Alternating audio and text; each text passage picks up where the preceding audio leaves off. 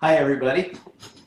I'd like to talk to you today about another book that I'm reading, and it's called Soar With Your Strengths. And it's written by Don Clifton and Paula Nelson. The book was written back in 1992, and it is only 193 pages, so it's a very easy read. I'd like to read a few things from it today to you. First of all, on the back it has, here's what you'll discover in this book. How to recognize your hidden talents and those of your coworkers, children, and friends. How to put weaknesses in their place by managing them. Why old sayings such as, if at first you don't succeed, try again, and practice makes perfect may be crippling your career and your income. How to excel in business and life using proven strategies to increase productivity, performance, and health. Why talents and strengths do best in the framework of a mission, and how to find yours. And finally, what you can do right now to improve every part of your life. So I'm going to read a parable from this book to you, and it kind of summarizes a lot of the principles and philosophy of Don Clifton. And this parable is called Let the Rabbits Run. Imagine there is a meadow. In that meadow there is a duck, a fish, an eagle, an owl, a squirrel, and a rabbit. They decide they want to have a school so they can be smart, just like people. With the help of some grown-up animals, they come up with a curriculum they believe will make a well-rounded animal. Running, swimming, tree climbing, jumping, and flying. On the first day of school, little Bear Rabbit combed his ears and he went hopping off to his running class. There he was, a star. He ran to the top of the hill and back as fast as he could go. And oh, did it feel good. He said to himself, I can't believe it. At school, I get to do what I do best. The instructor said, Rabbit, you really have talent for running. You have great muscles in your legs. With some training, you'll get more out of every hop. The rabbit said, I love school. I get to do what I like to do and get to learn to do it better. The next class was swimming. When the rabbit smelled the chlorine, he said, wait. Rabbits don't swim. The instructor said, well, you may not like it now, but 5 years from now, you'll know it was a good thing for you.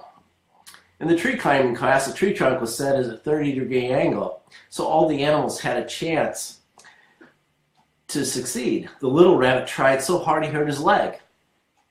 In jumping class, the rabbit got along just fine. In flying class, he had a problem.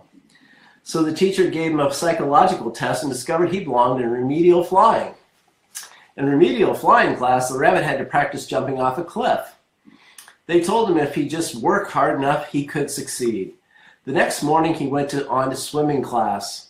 The instructor said, today we jump in the water. Wait, I talked to my parents about swimming. They didn't learn to swim. We don't like to get wet. I'd like to drop this course. The instructor said, you can't drop it. The drop and add period is over. At this point, you have a choice. You can either jump in or you flunk. The rabbit jumped in. He panicked. He went down once. He went down twice. Bubbles came up. The instructor saw he was drowning and pulled him out. The other animals had never seen anything quite as funny as this wet rabbit, who looked more like a rat without a tail, and so they chirped and jumped and barked and laughed at the rabbit. The rabbit was more humiliated than he'd ever been in his life. He wanted desperately to get out of that class that day. He was glad when it was all over. He thought that he would head home, that his parents would understand and help him. When he arrived, he said to his parents, I don't like school. I just want to be free. If the rabbits are going to get ahead, you have to get a diploma, replied his parents. The rabbit said, I don't want a diploma. The parents said, you're going to get a diploma whether you want one or not. They argued, and finally the parents made the rabbit go to bed. In the morning, the rabbit headed off to school with a slow hop. Then he remembered that the principal had said that any time he had a problem, remember that the counselor's door is always open. When he arrived at school, he hopped up to the chair by the counselor and said, I don't like school. And the counselor said, tell me about it. And the rabbit did. The counselor said, Rabbit, I hear you. I hear you saying you don't like school because you don't like swimming. I think I have diagnosed that correctly.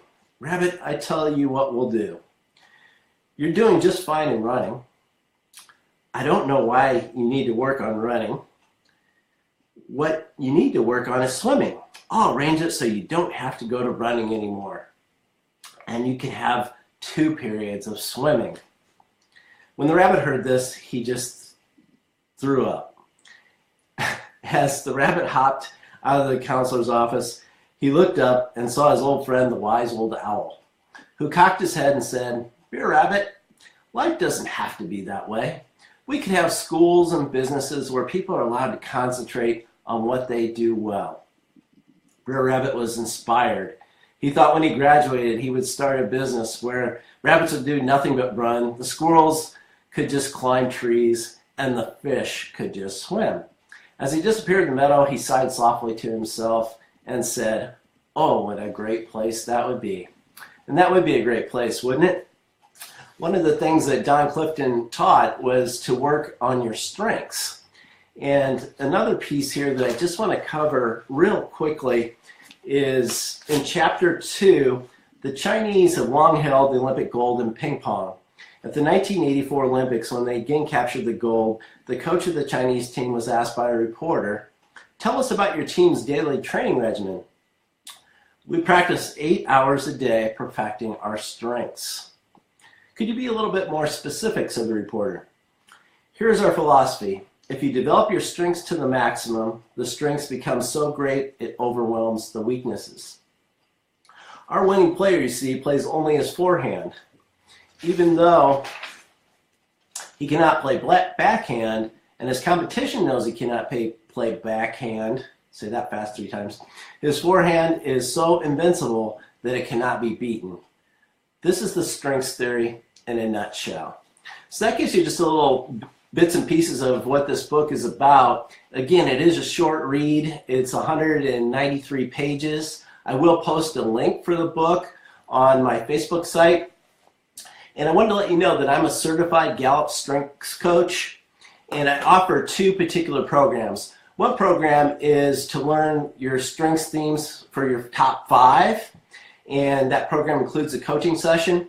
And then there's also a program that I offer that has all 34 strengths themes that you can learn about yourself, and that includes 3 coaching sessions.